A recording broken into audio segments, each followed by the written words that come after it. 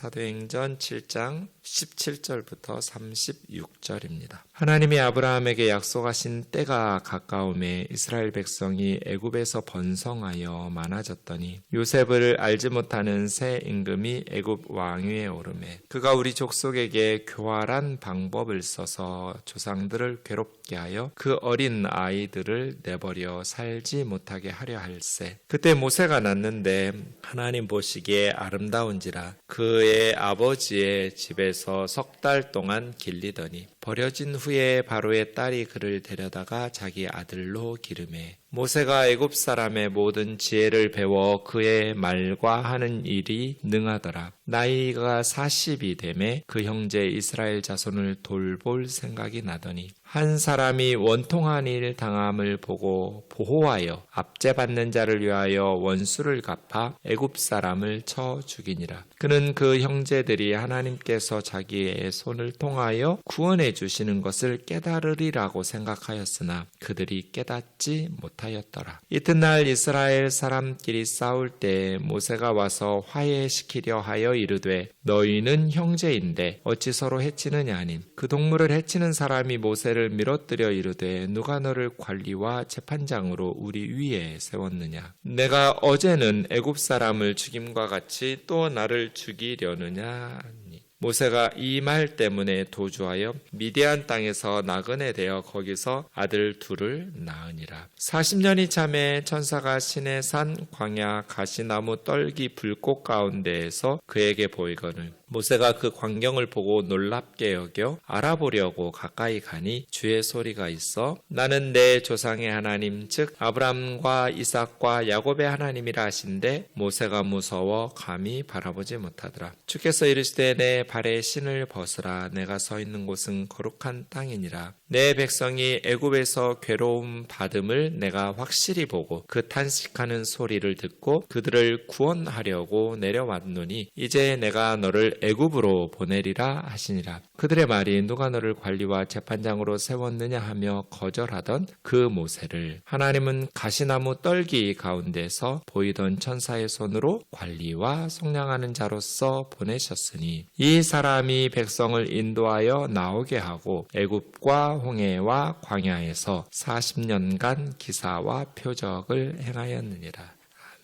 어제 우리가 살펴본 것처럼 스데반 집사님의 설교에는 모세와 성전을 모독한다라는 비난에 대한 답변으로 시작되는데 그래서 특별히 이제 모세에 대해서 길게 설명하고 있습니다. 모세의 인생은 40년으로 3구분할 수 있죠. 40살 때까지는 바로의 왕궁에서 40년간 지냈고 그 다음 미디안 광야에서 80세까지 40년간 보냈고 그 다음 마지막 120살 하나님 부르실 때까지 출애굽하면서 광야에서 이스라엘 백성들을 40년간 인도합니다. 그렇게 오늘 본문에도 23절, 30절, 36절에 40년이라는 표현들이 반복되면서 모세의 삶을 3기로 나누어서 스데반 집사는 설교하고 있습니다. 다른 인물들 족장들이나 다윗과 솔로몬에 비해서 훨씬 더 긴 분량을 모세의 생애를 서술하는 일에 이렇게 기술하고 있습니다. 그만큼 모세가 중요하기도 하지만 우리는 두 가지 면에서 오늘 모세의 스토리를 보려고 하는데요. 하나는 하나님의 섭리적인 차원에서 모세의 삶을 인도하시는 하나님의 섭리. 우리의 인생도 마찬가지죠. 인생이라는 것이 우리 계획대로 사라지지가 않잖아요. 모세가 그 시대에 태어나고 싶어서 태어난 것도 아니고 모세가 태어났을 때는 이스라엘 역사 가운데 가장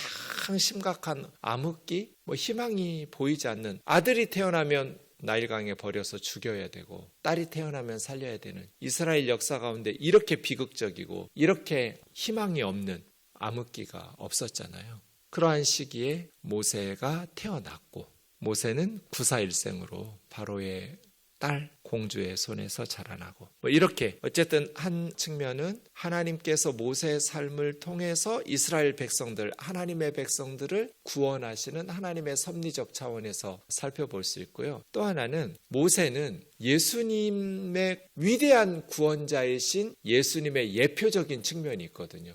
이스라엘 백성들을 구원해서 출애굽의 구원을 이루었던 하나님의 일꾼으로 모세가 사용된 것처럼 이제 모세와는 더 비교할 수도 없을 만큼 히브리서에서도 비교하고 있지만 새로운 구원, 더 위대한 이스라엘만의 구원이 아니라 모든 백성의 구원자로 오시는 예수 그리스도 비슷하죠. 그래서 메시아를 제2의 다윗 이라고 부르기도 하지만 제2의 모세 이렇게 부르기도 합니다. 모세와 같은 선지자, 신명기 18장 15절에 모세와 같은 선지자는 없었다. 이게 신명기의 결론이거든요. 신명기 마지막 부분에 모세와 같이 하나님을 대면하여 대화하면서 그렇게 큰 이적과 능력으로 이스라엘 백성들을 구원한 선지자는 모세 이전에도 이후에도 없었어요. 전무후무한 선지자예요, 모세는. 그런데 모세를 통해서 하나님께서는 나와 같은 선지자 하나를 너희 가운데, 너희 형제들 가운데 하나님께서 보내주시다. 일으키실 테니까 너희는 그의 말을 들으라는 예언의 말씀을 하죠. 그래서 모세와 같은 선지자거든요. 예수님이죠.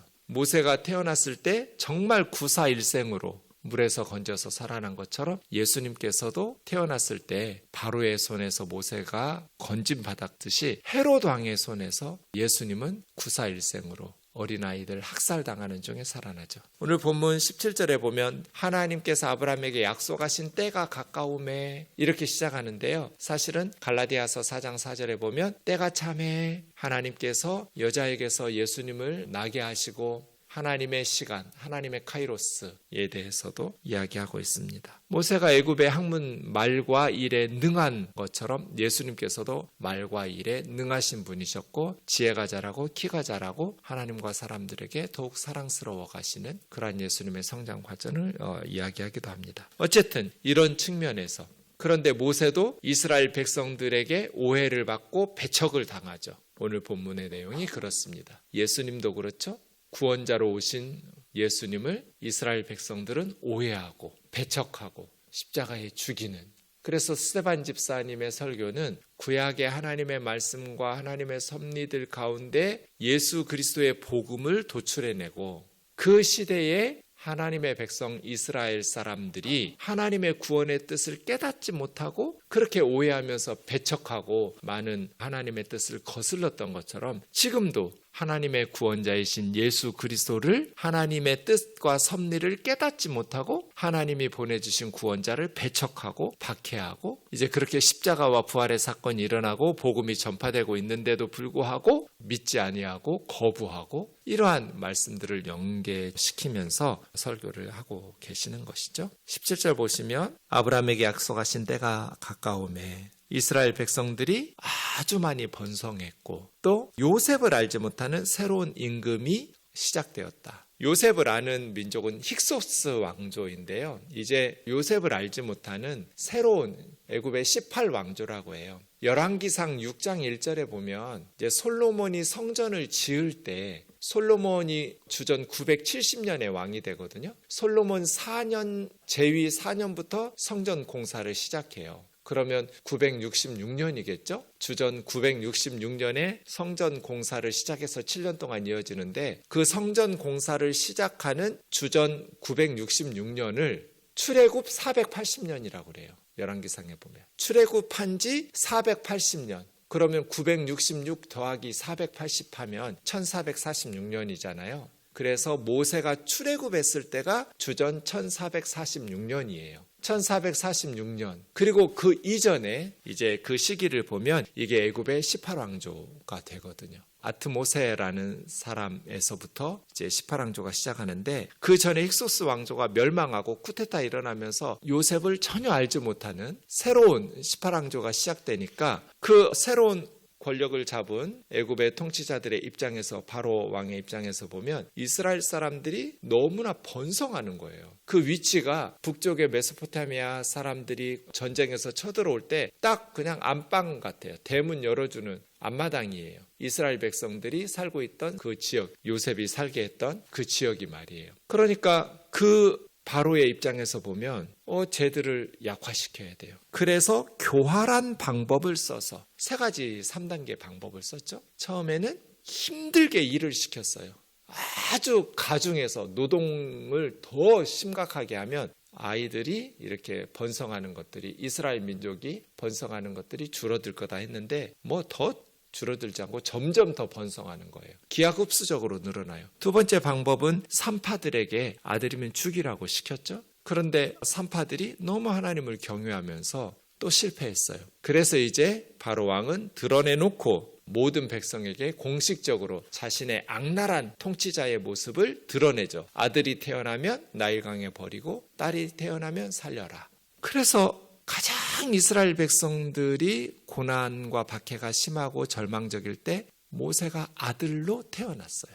근데 모세가 낳았을 때 하나님 보시기에 아름다운 아이, 외모도 준수했고 또 그의 성품도 하나님께서 보실 때 너무 아름다운 아이였고, 이제 레위 지파 아므람과 요게벳에게서 태어났는데요. 요 모세의 부모가 볼 때 이 아이가 너무나 아름다운 거예요. 히브리서 11장에서는 왕의 명령을 두려워하지 않고 모세를 키웠다. 가족이 몰살당할 위기인데도 3개월, 근데 더 이상 키울 수가 없는 거죠. 아이가 점점 자라면서 울음소리도 커질 것이고요. 그러면 이제 더 이상 키울 수가 없어서 나일강에 버릴 수밖에 없었죠. 우리는 가끔 물어요. 왜 하나님이 살아계시면 하나님은 능력이 부족하거나 사랑이 부족하다. 능력 있는 전능하신 분이시고 그의 백성을 사랑하신다면 왜 이런 일이 일어나냔 말이에요. 우리가 가끔 이해할 수 없는 고난, 하나님의 일하심을 투덜거리기도 하죠. 왜 어떻게 아들이 태어나면 죽여야 되고 하나님의 백성을 왜 하나님이 보호해 주시지 않는가? 딸이 태어나면 이스라엘 가족 정말 피눈물을 흘리지 않았겠어요? 자기 손으로 아들을 죽여야 되는 그 부모의 심정이 어땠을까요? 왜 하나님은 이런 비극적인, 우리가 다 이해할 수 없죠. 하나님의 섭리를. 하지만 다른 면에서 생각해 보면 바로 왕이 선정을 베풀었다면 이스라엘 백성들이 출애굽하려고 했을까요? 애굽이 살기 좋은데 가나안 땅에 가면 누가 반겨준다고 따라 나오겠어요? 모세가 가자고 했을 때 따라 나올 사람이 몇 명이나 있을까요? 애굽이 살기 좋은 바로 왕이 하나님의 백성 이스라엘에게 선정을 베풀었다면 애굽에 눌러 사는 사람들이 대부분이었을걸요. 바벨론에서 대부분 바벨론에 눌러 살았어요. 돌아온 사람이 5만 명도 안 됐어요. 하나님께서 길을 열어주셨음에도 불구하고 애굽에서 나올 때는 20살 이상의 장정만 60만 3,550명이었어요. 거의 20살 이상의 여성들까지 하면 120만 명 정도 됐겠죠. 그 밑에 위아래 노인들, 어린아이들 거의 200만 명 넘었을 것 같아요. 애굽에서 200만 명 넘는 수가 출애굽해서 가나안 땅으로 올 수 있었던 것과 비교해 보면 바벨론에서도 이스라엘 백성들이 고레스 칙령에 의해서 얼마든지 돌아가라고 막 돈까지 줘가면서 고레스가 은혜를 베풀거든요. 5만 명도 안 돌아왔어요. 200만 명하고 5만 명하고 비교해 보세요. 그 차이가 뭐예요? 바벨론에서는 살만했고요. 고레스가 그러니까 선정을 베풀어서 유화 정책을 펼쳤죠. 피정복 백성들에게. 그랬더니 예루살렘으로 안 돌아와요. 뭐 돌아가면 집을 줘요, 땅을 줘요. 누가 반겨줘요. 황폐한 그 땅에. 근데 애굽에서는 다 나왔어요. 차이가 뭘까요? 그래서예요. 왜 하나님께서 하나님의 백성들을 선정을 베풀도록 그렇게 하나님이 능력도 있으시고 사랑도 많으신 분이라면 왜 우리에게 이런 고난과 박해를 허락하시는가? 적어도 뭐 대단한 걸 원하는 것도 아닌데 내 자식 함께 살 수 있는 노예로 살더라도 내가 낳은 내 자식을 죽이지는 않도록 하나님이 보호해 주셔야 하지 않나? 이런 질문을 던질 수 있잖아요. 그래서 어느 면에서는 바로의 학대가 이스라엘 백성들의 부르짖음으로 그 이스라엘 백성들의 부르짖음에 대한 응답이 모세가 태어나고 출애굽의 구원으로 연결되는 것들을 보면 우리가 다 이해할 수는 없지만 바로라는 악한 왕도 또 박해와 학대라는 고난도 모두 하나님의 뜻을 이루어가는 도구로 활용되고 있다면 우리의 삶에 우리가 이해할 수 없는 고난과 박해도 우리를 통해서 하나님께서 이루어 가시는 하나님의 뜻과 섭리가 있지 않을까. 그렇게 우리가 하나님을 신뢰한다면 하나님은 하나님의 백성인 우리를 덜 사랑하셔서도 아니고 능력이 부족하셔서도 아니다. 그저 고난과 박해 중에도 하나님께서 뜻하신 바를 이루시기를, 뜻이 하늘에서 이루어진 것처럼 땅에서도 이루시기를 기도하면서 모세처럼 그 시기를 살아간다면 하나님의 뜻을 이루는 도구로 우리의 고난도 원수 같은 바로 왕도 사용되지 않을까 하는 믿음으로 나아갈 수 있기를 원합니다. 하나님의 섭리란 우리가 다 이해할 수 없는 것이죠. 그렇게 버려져서 22절에 있는 것처럼 애굽 사람의 모든 지혜와 그러한 학문을 배워서 말과 일의 능숙. 당시의 이집트는요, 세계 최고의 학문입니다. 지금 미국 같아요. 그래서 모세는 40년간 세계 최고의 학문, 말과 일들에 능했다고 그랬는데 수사학이죠. 아주 설득력 있게 말하는, 통치에 가장 중요한 게 말이죠.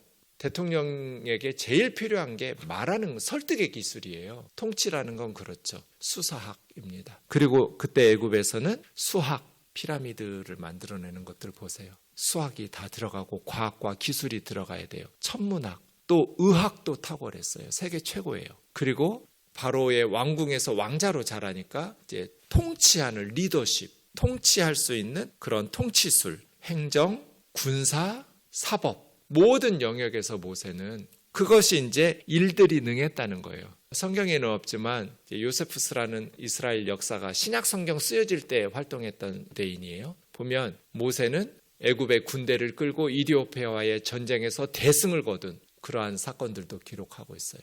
그러니까 모든 일들에 능했다라는 것은 리더로서 준비가 완벽하게 된 거예요. 군사적으로도 그리고 행정적으로도 모든 면에 있어서 세계 최고의 학문을. 그래서 40이 되었을 때 모세 스스로 이스라엘을 돌볼 생각을 했어요. 이게 무슨 뜻이에요? 하나님께서 자기를 통해서 자기 동족 이스라엘을 구원하실 것을 기대하면서, 그래서 25절에 그는 그의 형제들이 하나님께서 자기 손을 통하여 구원해 주시는 것을 깨달으리라고 생각했어요. 이게 40살의 모세의 생각이에요. 이제 자기가 준비가 됐다고 생각한 거예요. 이스라엘 백성들을 구원할 하나님의 도구로 준비시켜 주셨다. 애굽의 모든 말과 일에 능했으니까요. 근데 하나님의 생각은 달랐죠. 인간적으로 보면 모세는 준비가 되어 있었을지 모르겠지만 아직 영적인 준비가 되지 않았어요. 그래서 하나님께서는 40년 동안 미디안 광야의 목동으로 쫓아내셨죠. 혹독한 훈련을 받았어요. 그 사건은 우리가 잘 알 수 있죠. 애굽 사람을 쳐 죽이는 살인 사건에 연루됐기 때문이에요. 양측이 목동하면서 40년 동안 모세는 얼마나 이 순간을 후회했을까요? 왕궁에서 쫓겨났잖아요. 40년 동안. 자신의 혈기를 참지 못하고 살인을 해버리는, 모세가 해야 될 사명은 노예 근성에 찌든 이스라엘 백성들을, 노예 근성에 찌든 사람들을 얼마나 다루기 힘들어요. 40년 동안 참아가면서 가나안 땅으로 인도해야 하잖아요. 가장 필요한 성품은 온유함이거든요. 따뜻하고 부드러워야 돼요. 인내하고 참을 줄 알아야 돼요. 민수기에 보면 모세를 온유함이 지면의 모든 사람보다 승하더라 그랬어요. 온유라는 건 나한테 잘하는, 내가 좋아하는 사람한테 따뜻하고 부드러운 걸 온유라고 안 해요. 성경에서 온유는 원수, 자기를 죽이려는 사울 왕을 살려주는, 옷자락만 베는, 그것도 아파하는 다윗처럼 이런 걸 온유하다고 그래요. 원수에게도 따뜻하고 부드러운 거. 자기를 죽이려고 짱돌 드는 이스라엘 백성들에게 40년간 모세는 온유했어요. 그게 어떻게 길러졌을까요? 40살에 하나님께서 부르셨다면, 하나님 너무 늦었어요. 이제 나는 80살이고 나는 아무것도 할 수 없어요. 좀 빨리 오지 그러셨어요. 40년 전에. 그때 저는 준비하고 있었는데, 바로의 왕자였을 때, 40살 때, 젊었을 때 하나님의 생각은 달랐어요. 하나님의 일은 그렇게 인간적으로 혈기 부리면서 할 수 있는 게 아니거든요. 40년 동안 목동하면서 완전히 자기 속에 혈기가 다 빠져나간 자리. 양들은 말도 안 통하니까 사람 말귀도 못 알아듣잖아요. 동물들은. 그렇게 40년 목자로 준비했던 모세가 이제 노예 근성에 찌든 이스라엘 백성들을 40년간 온유함으로 인도해내죠. 하나님을 막 뜯어 말리면서, 금송아지 사건이 있을 때 하나님 막 다 죽이고 다시 모세 너를 통해서 다시 시작한다 하실 때 하나님을 뜯어 말리잖아요. 모세는 그 백성을 불쌍히 여겨달라고.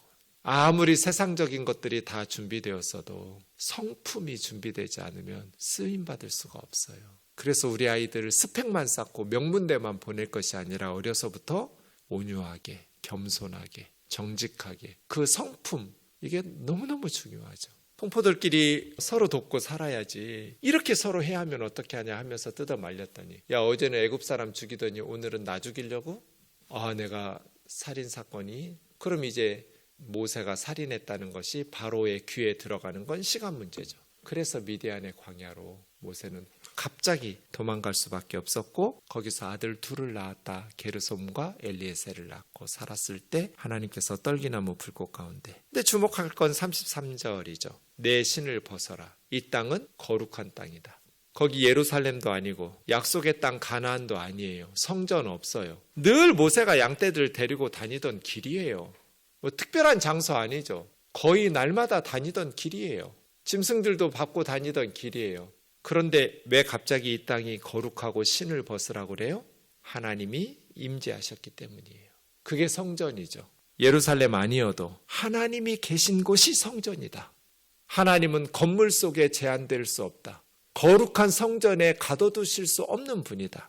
가나안 땅 아니지만, 이스라엘 영토 바뀌지만 하나님이 오시는 땅이 거룩한 땅이다. 늘 동물들과 함께 밟고 다닌 길이지만 하나님이 오시고 하나님이 계신, 하나님이 임재하시면 그 순간 그 땅은 거룩해진다. 신발을 벗는다는 것은 그 땅을 경외함으로 신을 벗는 거거든요. 우리 옛날에는 그래서 신발 벗고 예배당에 왔죠. 신발을 신고 하나님 앞에 예배드린다, 상상할 수도 없어서 전 처음에 이건 너무 이상했어요. 신발 신고 예배당에 들어와서 예배드리는 게 너무나 불경스럽다고 생각했어요. 주일학교 때는 항상 신발 벗고 하나님 앞에 무릎 꿇고 기도하고 뭐 이런 식이었죠. 신발을 벗는다, 그 땅을 경외한다, 겸손하게 선다. 신발 벗어라. 이 땅은 거룩한 땅이다. 하나님이 계신 곳, 그곳이 거룩한 성전이다. 하나님은 그 백성의 고통을 돌아보시고 그 백성의 삶의 현장에서 함께 하신다. 오늘 또 우리와 동행하시고 함께 하시는 그 하나님의 은혜 안에서 하나님께서 우리를 인도하시고 끌어가시는, 누가 너를 우리의 관리와 재판장으로 세웠냐 하고 오해하고 배척받아서 40년 미디안으로 떠나 있었다가 하나님께서 관리와 재판장으로 또 속량하는 자로 모세를 세우셔서 그 백성을 구원하시는 일꾼으로 쓰신 것처럼, 하나님께서 우리에게도 이해할 수 없는, 때로는 우리의 어리석음과 혈기 때문에 망쳐버린 우리의 삶인 것 같지만 하나님의 섭리 가운데에서 하나님의 뜻을 이루어가는 일꾼으로 쓰임받는 값진 인생이 되시기를 주의 이름으로 축원합니다. 기도하겠습니다. 존귀하신 예수님, 모세와 같이 우리의 삶을 주님께서 인도하심을 고백하고 이해할 수 없는 고난과 역경과 상황 속에서도 하나님의 섭리를 믿고 신뢰하면서 하나님 안에 거하며 믿음을 잃어버리지 않도록 인도하여 주옵소서. 우리를 훈련시키셔서 하나님 나라의 일꾼으로 잘 쓰임받을 수 있도록 인도하여 주옵소서. 예수님의 이름으로 기도하옵나이다. 아멘.